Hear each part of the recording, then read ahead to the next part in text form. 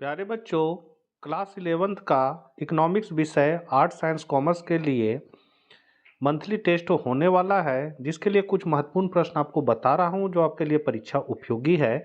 Channel पर यदि पहली बार हैं और इसी तरह के वीडियो पाना चाहते हैं तो जरूर सब्सक्राइब कर ले, बेल आइकन दबाना ना भूलें, क्योंकि जब भी मैं वीडियो डालूंगा सबसे पहले आपको पता चल जाएगा। तो चलिए हम लोग आज कुछ नया सीखते हैं। तो यहाँ पर पहला क्वेश्चन जो है वो है, कृषि साख का गैर संस्थापक स्रोत है। तो कृषि साख का जो है पैसा जो उपलब्ध करवाता है कृषि साख, उसका संस्थापक मतलब सरकारी नहीं कर सकते हैं, सरकारी कर सकते हैं। तो ये है आपका क्या हो जाएगा, महाजन हो जाएगा। तो यहाँ पहला का हो जाएगा सी, महाजन। दूसरा है, निम्न श्रृंखला से माध्यिका ज्ञात कीजिए।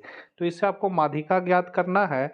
तो ये जो है आपका माध्यिका ज्ञात करने के लिए सबसे पहले ये जो श्रेणी दिया हुआ उसको हम लोग को बढ़ते क्रम में सजाना होगा। जैसे पहले 7 लिखेंगे, उसके बाद उससे बड़ा कौन है तो 9 है, उसके बाद उससे बड़ा कौन है तो 10 है, 10 के बाद है आपका 18, 18 के बाद है आपका 20, 20 के बाद है आपका 28, 28 के बाद है 30 और 30 के बाद है आपका 40। इधर लिख दे रहे हैं। उसके बाद हम लोग इसको सीरियल नंबर में करें तो इसको 7 को 1 नंबर देंगे, 9 को 2, 3, 4, 5, 6, 7 और ये 8 हो गया आपका 8। अब यहाँ मीडियन का जो फॉर्मूला होता है वो होता है मीडियन बराबर n+1/2 आइटम। तो n मतलब हो गया कितना नंबर तक गया, तो ये 8 नंबर है, तो 8 + 1/2 हो जाएगा। तो आपका हो जाएगा कितना, 9/2।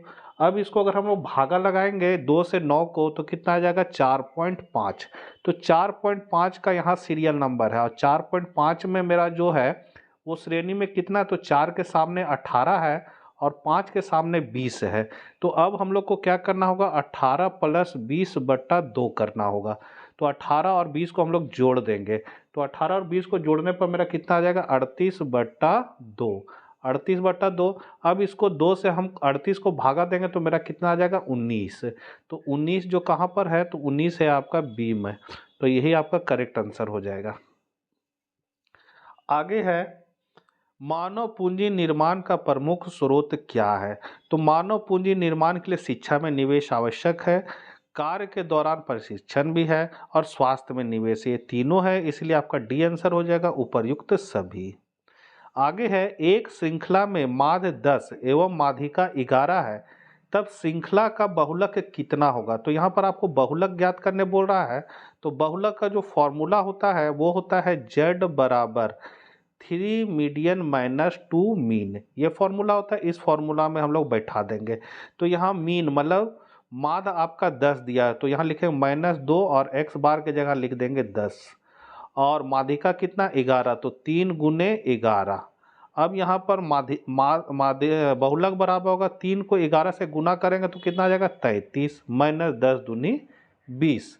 अब 33 में से 20 को हम लोग घटा देंगे तो कितना आ जाएगा, 13। 13 कौन ऑप्शन में है, बी ऑप्शन में। तो ये आपका करेक्ट आंसर हो जाएगा बी, 13। आगे है, आंकड़ों को स्तंभों एवं पंक्तियों में एक व्यवस्थित रूप में करने को क्या कहा जाता है। तो इसको करने को हम लोग क्या कहेंगे, तो ये आपका हो जाएगा वर्गीकरण, सारणीयन, बहुलक, विस्तार। ये आपका हो जाएगा सारणीयन।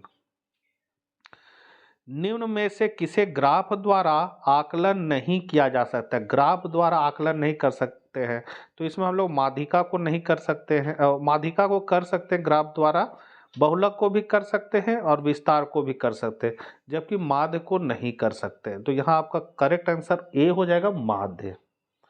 अगला क्वेश्चन है आपका, एक सारणी के विभिन्न भागों के बारे में लिखे। तो एक सारणी के मुख्य भाग होते हैं, तो सबसे पहले होता है शीर्षक, टाइटल जो होता है, उसके बाद उसका होता है हेडिंग या कैप्शन जिसको हम लोग सिरनामे कहते हैं। तीसरा है स्तंभ शीर्षक जिसको कॉलम हेडिंग कहेंगे। चौथा में है पंक्ति शीर्षक जिसको हम लोग रो हेडिंग्स कहेंगे। फिर है बॉडी या मुख्य सामग्री, और फिर है फुट नोट्स मतलब जो सबसे नीचे लिखा जाता है। उसके बाद स्रोत के बारे में जानकारी दिया जाता है कि ये जो डाटा लिए, ये जो टेबल लिए, सारणी लिए, कहाँ से लिए, तो स्रोत के बारे में भी आप लिख सकते हैं। तो ये सब इसके क्या है, विभिन्न भाग है। अगला क्वेश्चन है समांतर माद के किन्हीं दो गुणों का उल्लेख करें। तो समांतर माद के दो गुण निम्नलिखित है। सबसे पहले होता है ये सरलता, मतलब बहुत सरल है। समांतर माद में सरलता का गुण पाया जाता है। एक साधारण व्यक्ति भी इसकी गणना सरलता पूर्वक कर सकता है क्योंकि इसको समझना आसान होता है। फिर है समस्त पदों का प्रतिनिधित्व।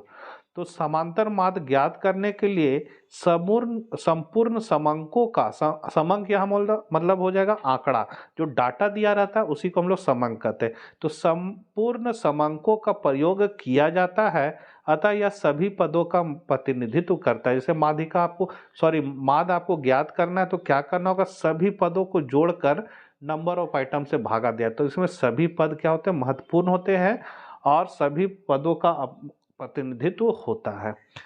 9वां क्वेश्चन है मानव पूंजी निर्माण के बारे में आप क्या जानते हैं। तो मानव पूंजी निर्माण एक प्रक्रिया है जो व्यक्तियों के कौशल, शिक्षा और स्वास्थ्य में निवेश करके उन्हें अधिक कुशल और उत्पादक बनाती है, जिससे आर्थिक विकास को बढ़ावा मिलता है।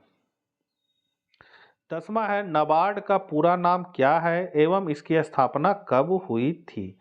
तो नाबार्ड का पूरा नाम है राष्ट्रीय कृषि और ग्रामीण विकास bank, National Bank for Agriculture and Rural Development, और इसकी स्थापना जो है वो 12 जुलाई 1882 को एक संसदीय अधिनियम के माध्यम से की गई थी। 11 क्वेश्चन है मानव पूंजी एवं भौतिक पूंजी में किन्हीं तीन अंतर को स्पष्ट करें। तो मानव पूंजी और भौतिक पूंजी में अंतर निम्नलिखित है। सबसे पहले हम लोग मानव पूंजी के अंतर को देखें तो पहला है जब विद्यमान मानव संसाधन को और अधिक शिक्षित करके एक स्वस्थ रूप से विकसित किया जाता है तो हम इसे मानव पूंजी निर्माण कहते हैं, जो देश की उत्पादन क्षमता में वृद्धि करता है। दूसरा है मानव पूंजी भूमि और भौतिक पूंजी जैसे अन्य संसाधनों की तुलना में श्रेष्ठ है। तीसरा है मानव पूंजी भौतिक पूंजी का उपयोग कर सकती है। चौथा है मानव पूंजी को इसके स्वामी से अलग नहीं किया जा सकता है। और पांचवा है मानव पूंजी न केवल इसके मालिक अपितु समानता समाज को भी लाभान्वित करती है। अब वहीं भौतिक पूंजी को हम लोग देखते हैं तो मनुष्य द्वारा निर्मित कोई भी गैर मानवीय परिसंपत्ति जो बाद में उत्पादन में प्रयोग किए जाए उसे भौतिक पूंजी कहा जाता है। भौतिक पूंजी मानव पूंजी से हीन है, मतलब छोटा है। भौतिक पूंजी स्वयं उपयोग नहीं हो सकती है, मतलब उसके लिए उपभोग करने वाला चाहिए, स्वयं उपभोग नहीं होगा। जैसे मशीन रखा हुआ है, अगर हम मशीन पर काम नहीं करें तो उसका हम लोग उपभोग नहीं कर पाएंगे। फिर है भौतिक पूंजी को इसके मालिक से अलग किया जा सकता है। भौतिक पूंजी केवल इसके स्वामी को लाभ पहुंचाती है।